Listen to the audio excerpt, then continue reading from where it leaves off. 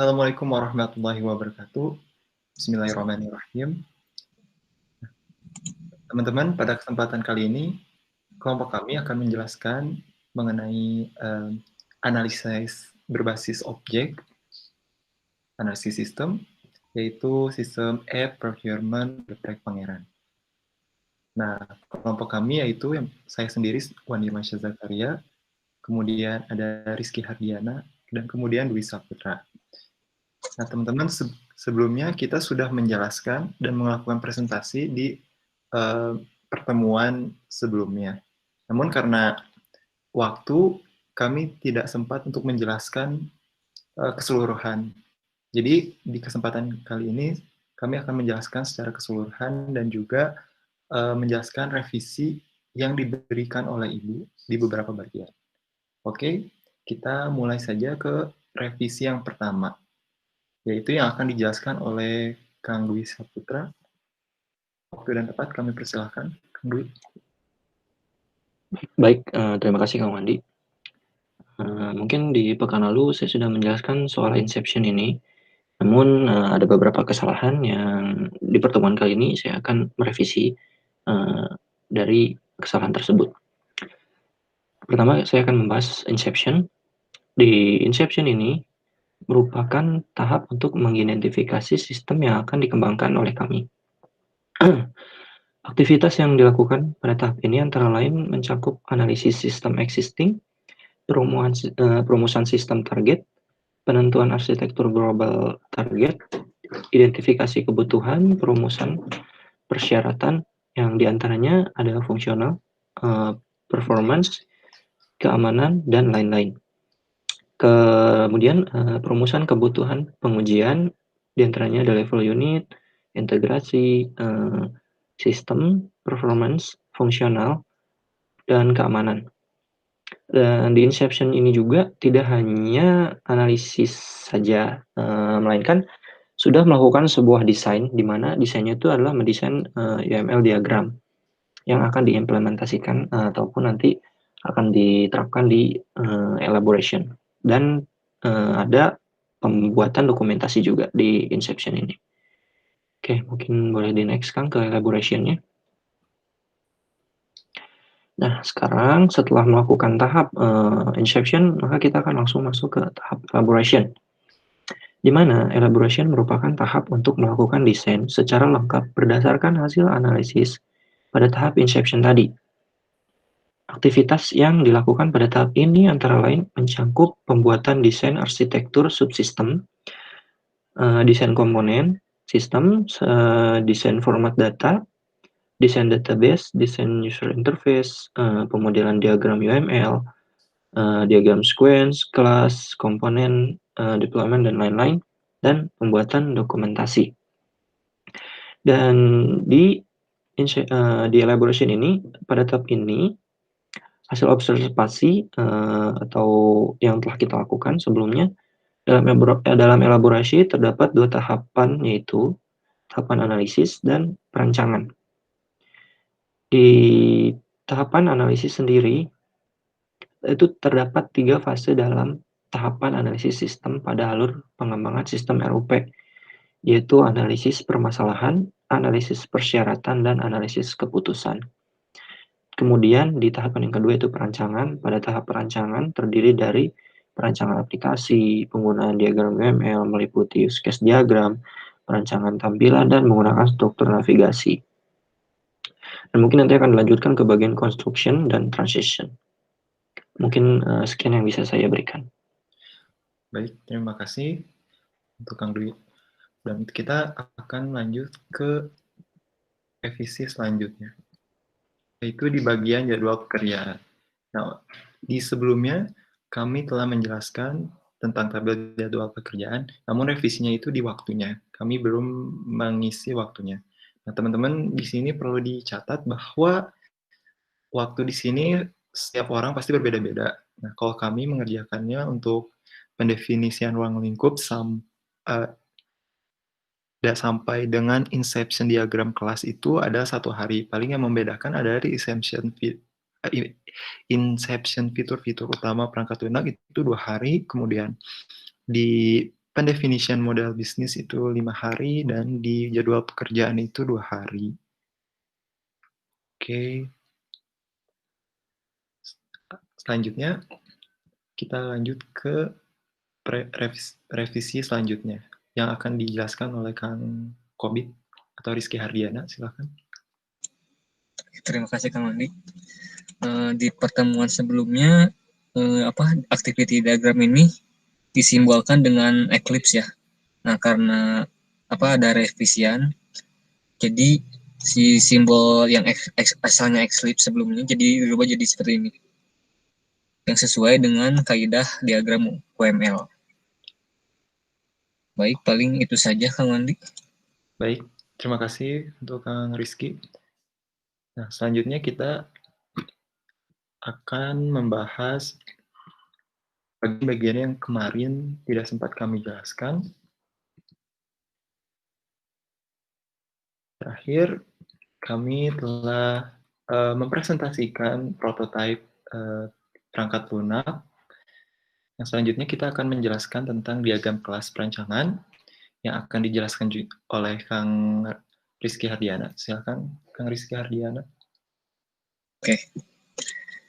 Diagram kelas perancangan ini merupakan kelas desain atau kumpulan objek-objek dan yang mempunyai struktur umum, behavior umum, relasi umum, dan semantik atau kata yang umum.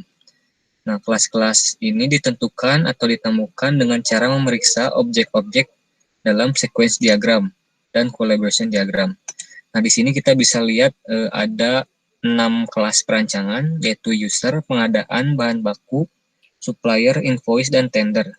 Di mana di dalam kelas perancangan user ini terdapat atribut username, password, dan level, serta mempunyai method atau operation login, edit user, logout, view data user, serta delete data user. Nah, untuk selanjutnya di kelas perancangan pengadaan itu kita ada ID pengadaan, nama admin pengadaan, ID bahan baku, serta ID tender, di mana mempunyai metode atau operation yaitu add data, view data, edit data, dan delete data. Nah, selanjutnya ada kelas perancangan bahan baku, di mana bahan baku ini mempunyai atribut ID bahan baku, nama bahan baku, harga bahan baku, serta stok, dan metode atau operation-nya sama dengan kelas perancangan pengadaan. Selanjutnya ada supplier, di mana supplier ini memiliki atribut ID supplier, nama supplier, serta ID pengadaan, dan mempunyai metode atau operation yang sama dengan bahan baku dan pengadaan. Nah, selanjutnya ada kelas perancangan tender, di mana kelas perancangan tender ini mempunyai atribut ID tender, status tender, ID supplier, tanggal mulai tender, serta tanggal berakhir tender, dan mempunyai operation dan metode yang sama dengan bahan baku pengadaan dan supplier. Serta yang terakhir ada invoice, di mana invoice ini memiliki atribut ID tender, harga bahan baku, stok, dan total harga, dan mempunyai operasi dan metode yang sama dengan keempat kelas perancangan tadi. Terima kasih. Baik, terima kasih untuk Kang Rizky. Kemudian akan dijelaskan tentang deskripsi diagram kelas perancangan yang akan dijelaskan oleh Kang Dwi. Silakan Kang Dwi. Baik, di sini saya akan menjelaskan soal diagram kelas perancangan. Di deskripsi diagram kelas perancangan sendiri, kelas-kelas perancangan pada bagian ini yaitu user, pengadaan bahan baku, supplier, invoice, dan tender akan dijelaskan peranan, atribut, serta metode operation-nya.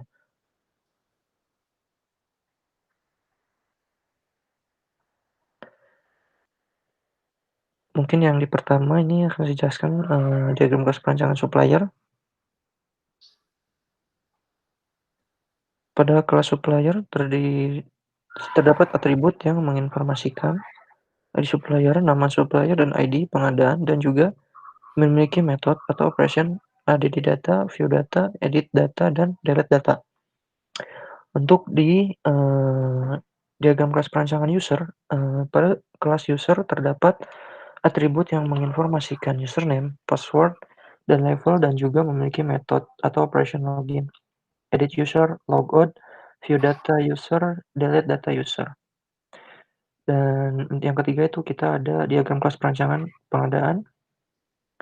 Di sini dideskripsikan pada kelas pengadaan terdapat atribut yang menginformasikan ID pengadaan, nama admin pengadaan, ID bahan baku, dan ID tender, dan juga memiliki metode atau operation data, ADD data, view data, edit data, dan delete data. Dan untuk yang keempat yaitu diagram kelas perancangan bahan baku yang mendeskripsikan pada kelas bahan baku terdapat atribut yang menginformasikan ID bahan baku, nama bahan baku, harga bahan baku, dan juga stok, serta memiliki metode atau operation ADD data, view data, edit data, dan delete data. Boleh di next, Kang?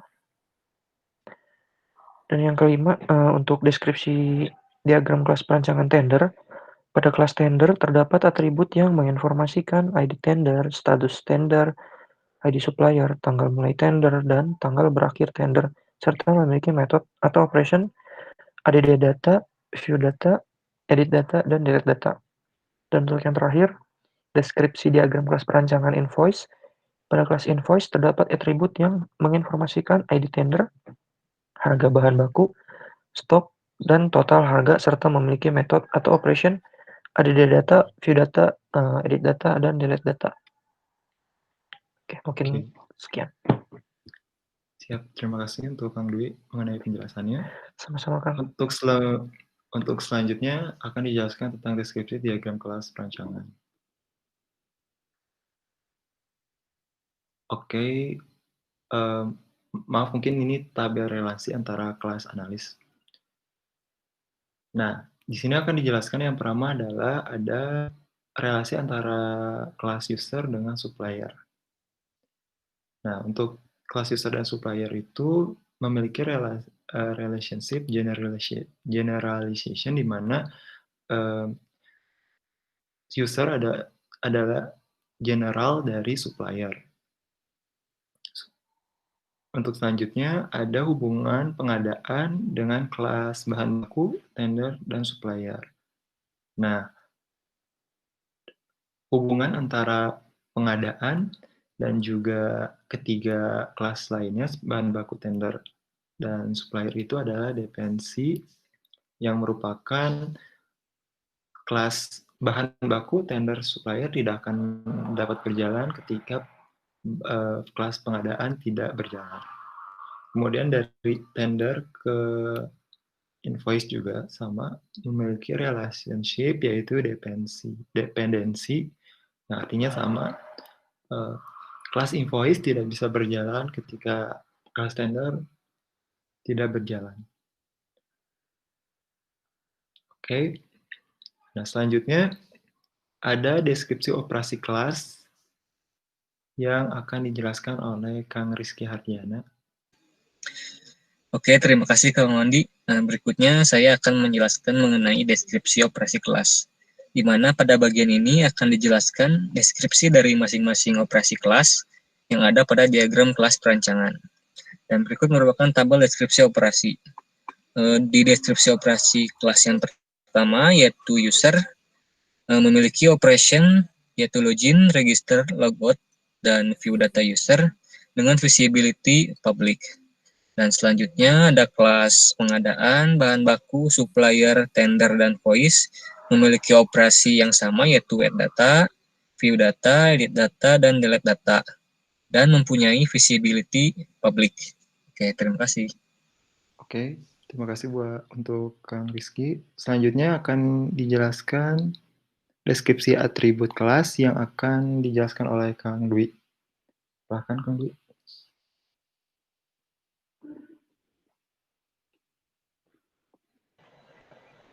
Baik, terima kasih Kang Wandi.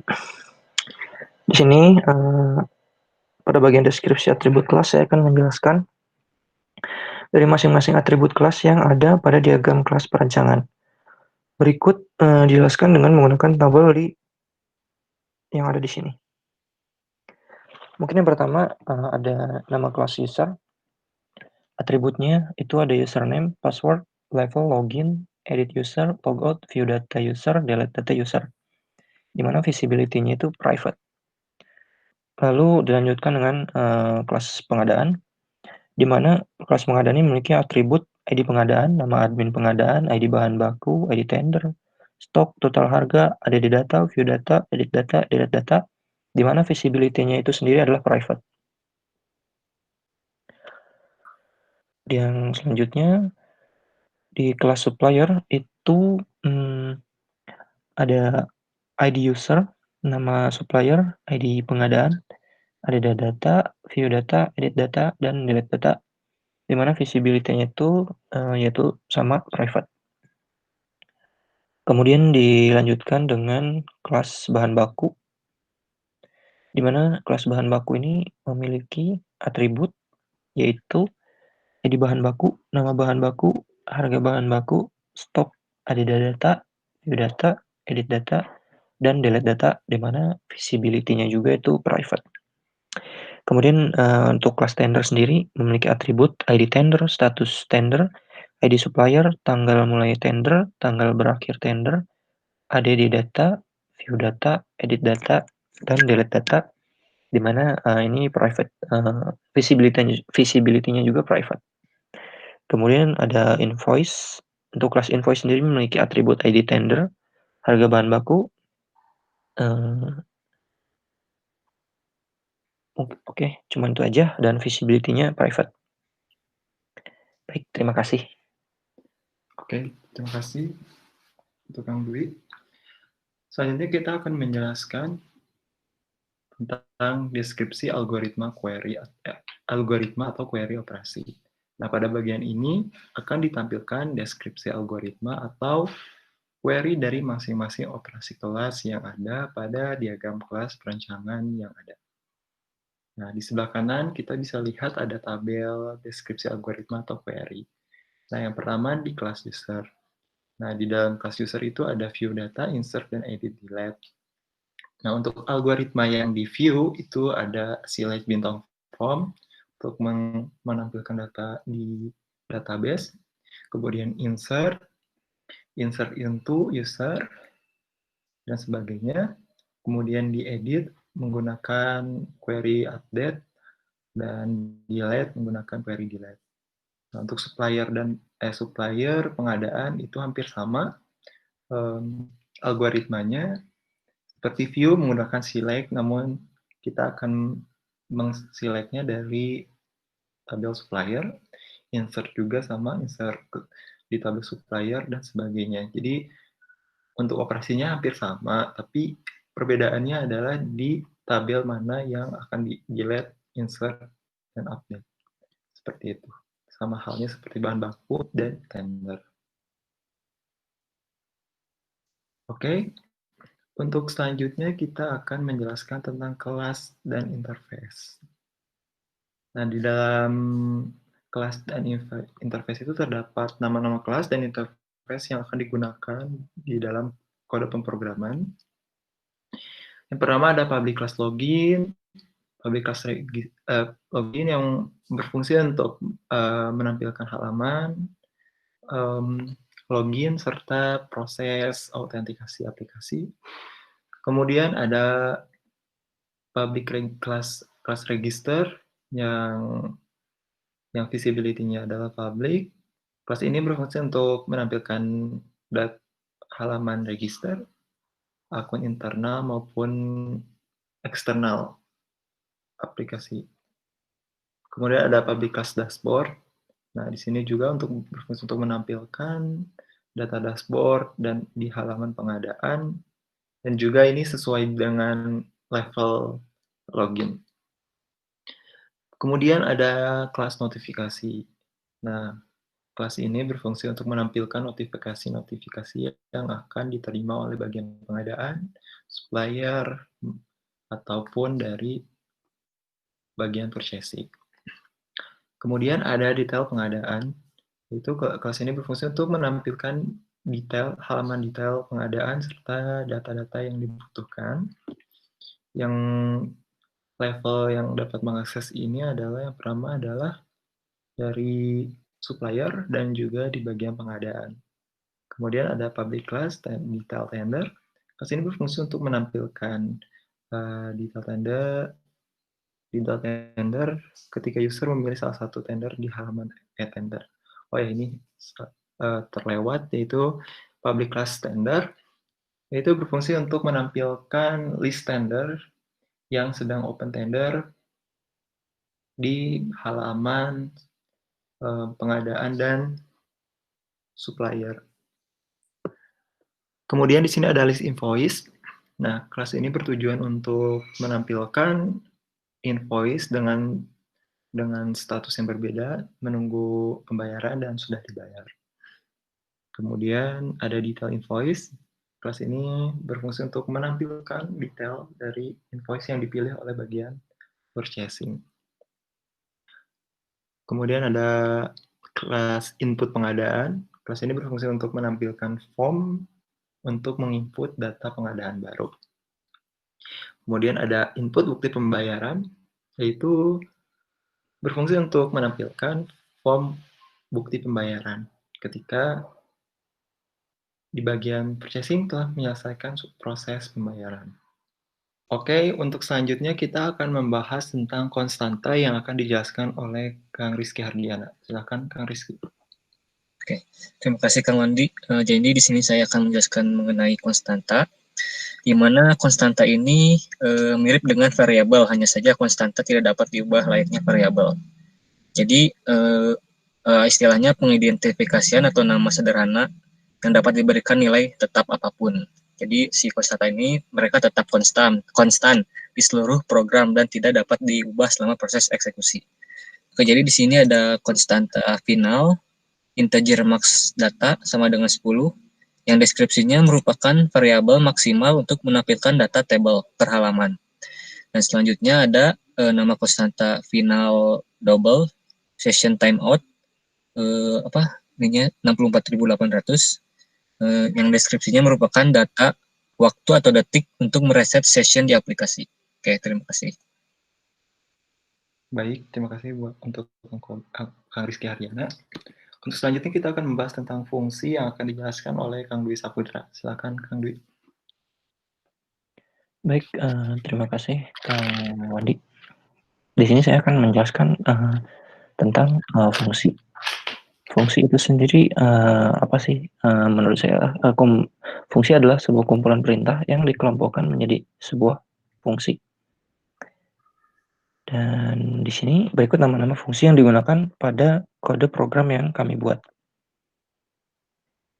Di tabel yang ada di sebelah kiri, yang pertama adalah nama fungsi public void login, username atau password di dalamnya, yang dideskripsikan untuk melakukan proses login di aplikasi.